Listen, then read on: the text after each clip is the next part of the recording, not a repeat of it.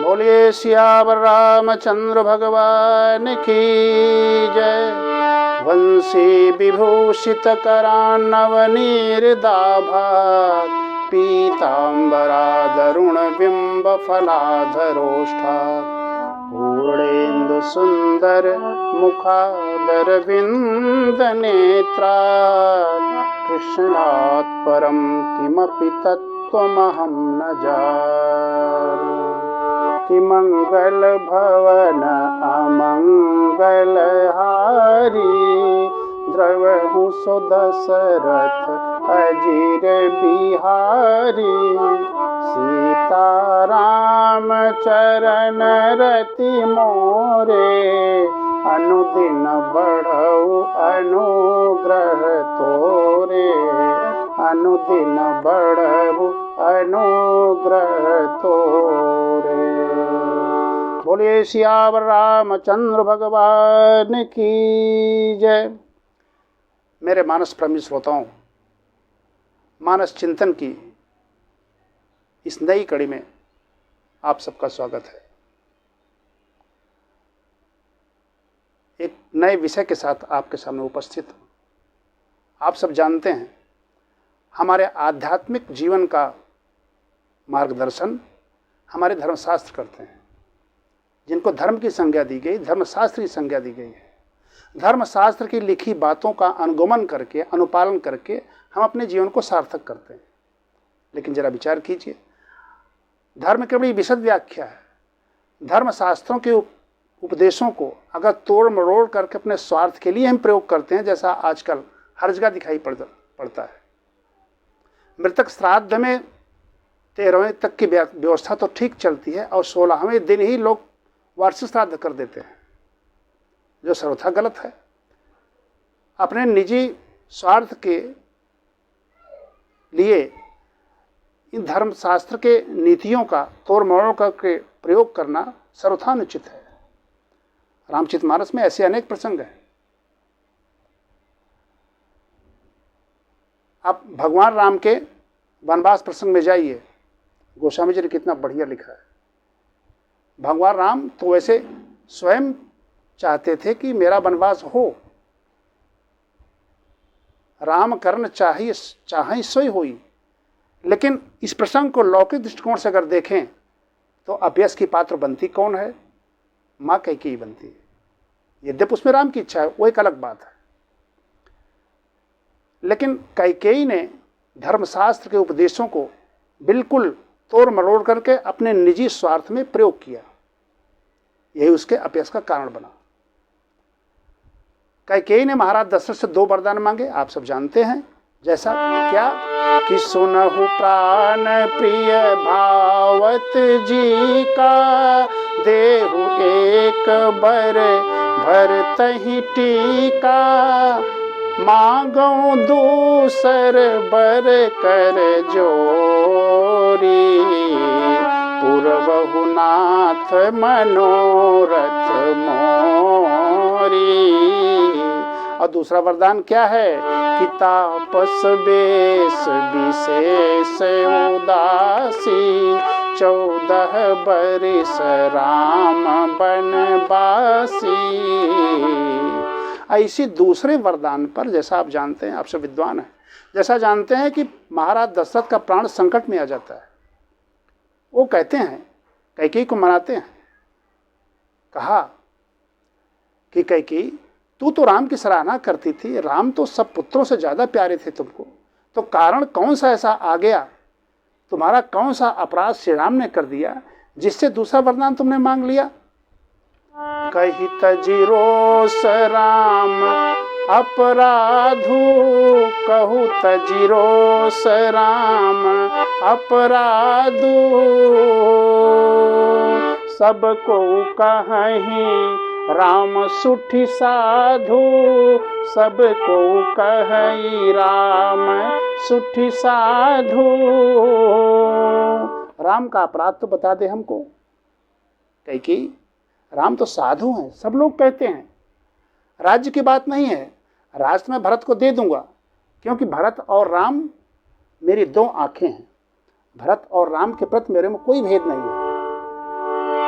मोरे भरत राम दुई आँखी, सत्य कहूँ शंकर साखी। लेकिन राम को वनवास, ये मेरी बात समझ में नहीं आई। कैकेयी, देखिए यही मूल बात है। कैकेयी ने महाराज दशरथ से कहा, महाराज दशरथ आप कहते हैं कि राम साधु हैं, मैं भी तो वही कह रही हूँ कि राम साधु हैं, मैं एक अलग थोड़ी कह रही हूँ। आप बताइए कि साधु के लिए भोग श्रेष्ठ है या त्याग श्रेष्ठ है? धर्म क्या कहता है?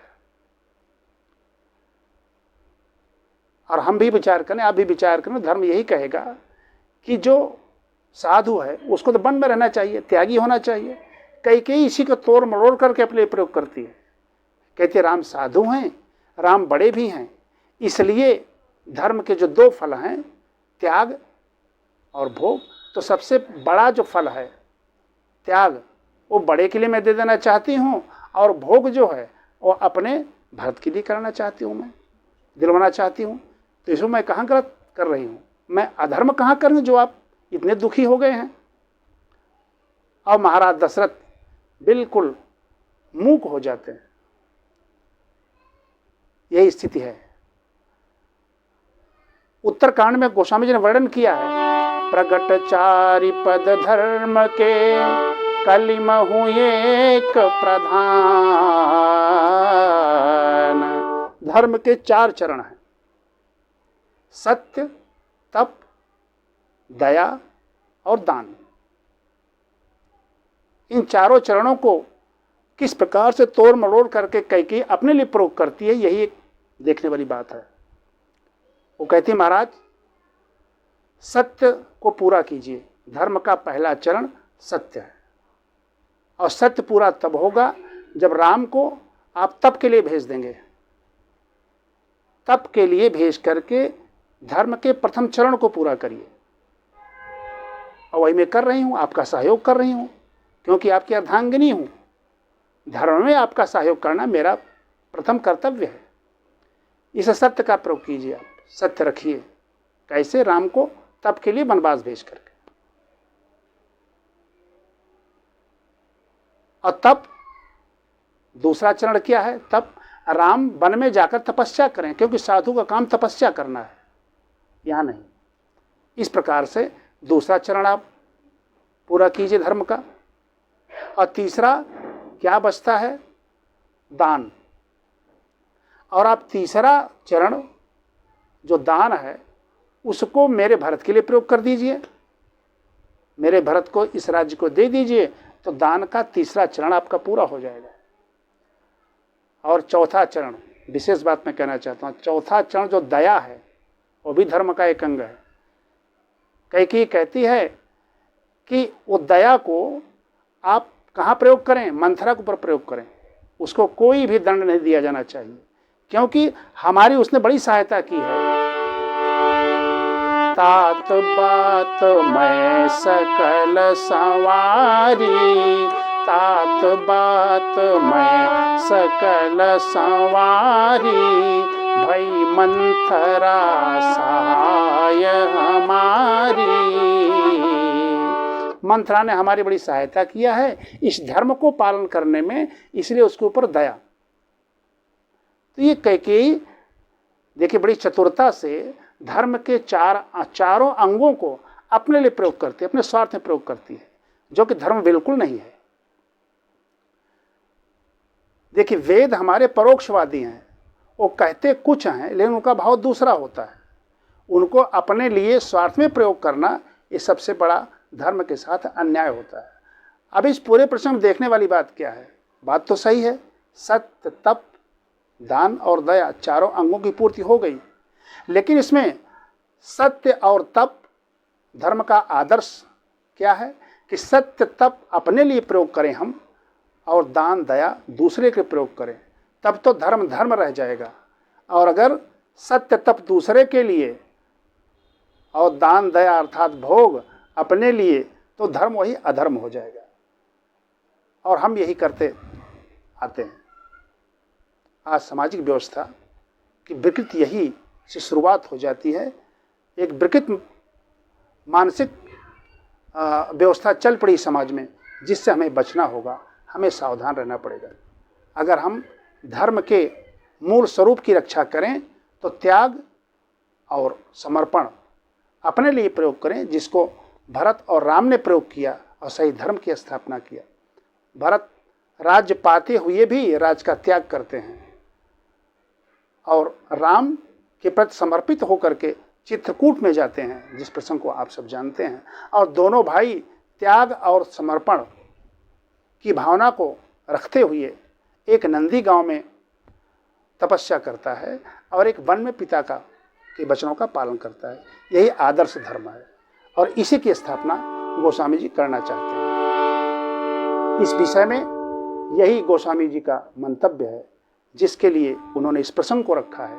आइए हम सब इस मर्म को समझें और अपने जीवन में इसका अनुपालन करें। बोलिए सियावर रामचंद्र भगवान की जय। 2 बार भगवान का नाम। कि मंगल भवन अमंगल हारी, द्रवहु सो दशरथ अजीर बिहारी। श्री राम जय जय राम।